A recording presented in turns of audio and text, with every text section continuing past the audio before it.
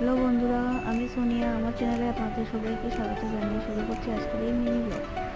সকাল সকাল উঠে বসে পড়লাম, ব্রাশ ট্রাশ করে স্নান টান করে চলে এলাম। এখানে চা বসিয়ে দিয়েছি, এদিকে মনে দুধটা বসিয়ে দিলাম।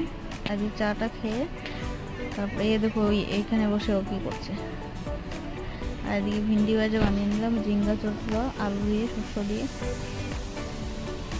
আর কিছু বানালাম না। এখানে টিফিনটা রেডি করে চলে যাচ্ছি ডিউটিতে। এখন